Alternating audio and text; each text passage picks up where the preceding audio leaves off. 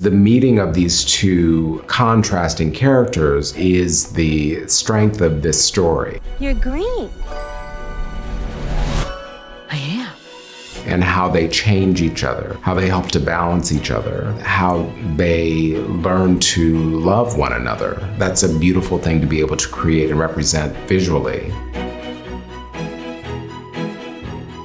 For over 20 years, Wicked, the musical prequel of sorts to The Wizard of Oz, has been thrillifying audiences across the globe. When the musical opened at the Gershwin Theater on October 30th, 2003, where it remains to this day, it propelled stars Idina Menzel and Kristen Chenoweth into the stratosphere as household names.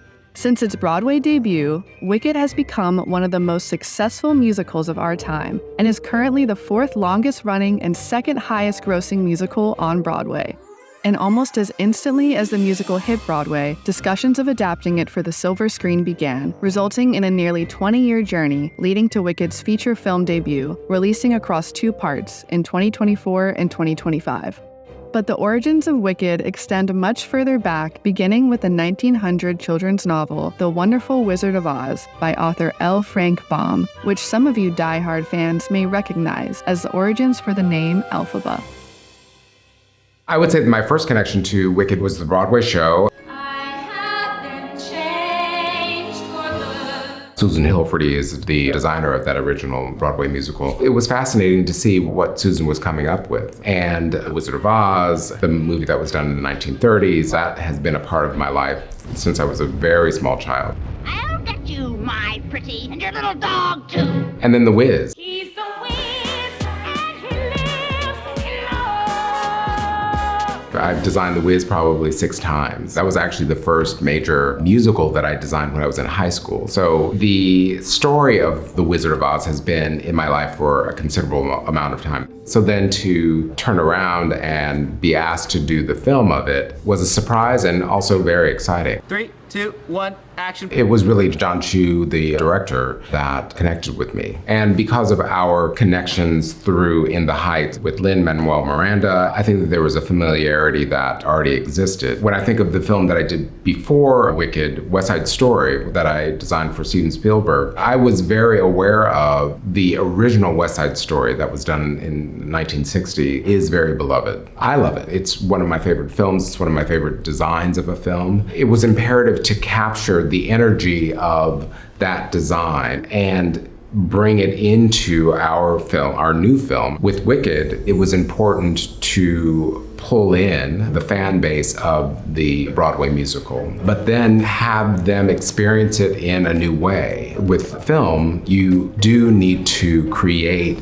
everything, all of the buildings. And indeed, Nathan Crowley, the production designer, did an amazing feat of building these huge sets. They were mind-blowing. My challenge was to then people these spaces with clothing that makes sense within itself. I knew from the very beginning that we were going to need to manufacture everything in this film. The costume department encompassed sometimes 150 people at the same time. Tailors and costume makers, milliners and fabricators of all sorts. It was a once-in-a-lifetime opportunity to have these amazing craftspeople to make these things come to life. What we're seeing here is the Elphaba Ozdust Ball outfit. So this is the first time that she actually wears the hat in public, and she is dressing up. Everyone at Shiz, they're all dressing up to go to the Ozdust Ballroom. The character of Elphaba, that's where I have the strongest connection. She's marginalized because of the color of her skin. And then that idea is interpreted in a fantasy realm. As a costume designer, I'm always thinking about how to maintain a consistent point of view for each character. You see this same silhouette represented in the first time that we see her, when she has a beautiful black cashmere coat, and then she comes out of that, and then she's in a felted dress with a blouse that is all micro-pleated. For Paul and his team, the attention to detail to bring the character of Elphaba to life didn't just end with her costumes, but was also an important collaboration across multiple teams to be, well, fixated on her verdigris. But for good reason this time. Frances Hannon, who's our makeup artist, spent a lot of time figuring out what the perfect kind of green would be, especially going on to Cynthia's skin. And then within the costume department, needed to go about figuring out, okay, so when Cynthia is wearing a costume like this and she's painted green, does the rest of her body need to be painted green as well? I was using a lot of sheer fabrics. If we were going to see a bare arm, we definitely needed to paint that. If we only saw the green through a sheer sleeve and a sheer bodice, then we went to a dyed bodysuit. On camera, you couldn't tell that it was not actually makeup. Thinking about Elphaba, she has been marginalized by her family and by the community of Munchkinland, but she is also the advocate for animals. So I aligned her with nature. We've reinterpreted the underside of mushrooms as these swirling pleats that are applied onto the net of her blouse, and then also the ruffles and pleats that have been felted into the surface of the wool. If you look closely at her velvet bodice, you'll see fiddle ferns embroidered onto the surface of her waistcoat. And then her iconic hat is also micropleated and architectural in its shape as well. It's made in a traditional way with buckram and that's wired, and all of these sections are their own shape, and then as you stack them together, they create this shape. There's a moment that you see in the film where the hat actually opens up. So it's the way that it's packed away. The story is that this is a hat that was made by Glinda's grandmother. She never wears it, so she's giving it to Elphaba as a joke. But indeed, it tops off this very beautiful silhouette. The imagery of the Wicked Witch of the West would become the blueprint for the idea of a witch, depicted across pop culture.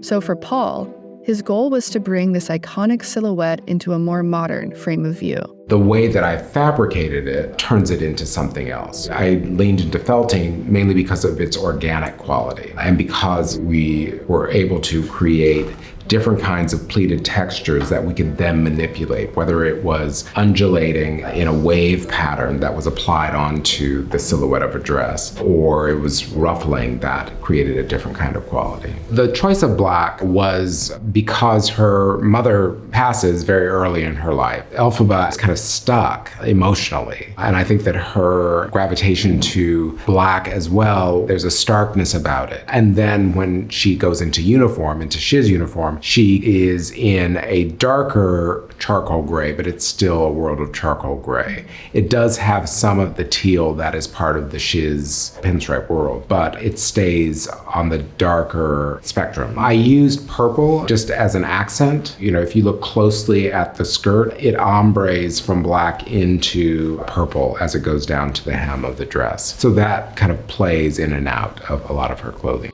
I'm Glinda, the Witch of the North.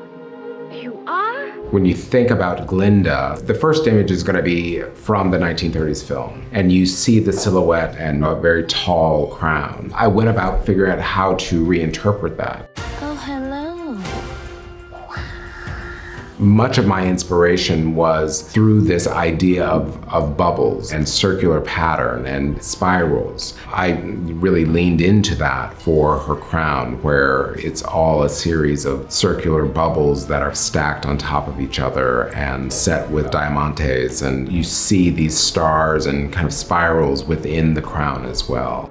The silhouette is this big kind of fairy princess dress. I've reinterpreted it with the help of the tailor that made all of Ariana's clothing. We were looking at the Fibonacci spiral shape. So with the dress, we were looking at flat shapes that then, when they're spiraled around themselves, they start to create a specific shape. And then on top of that, it's over embroidered and beaded, and we've printed the silk organza that then has some color movement. So we're going from dark to light. It was ombre, and with the pattern on top of it, then you've got this shape that undulates and moves in a very elegant and ethereal way when she arrives.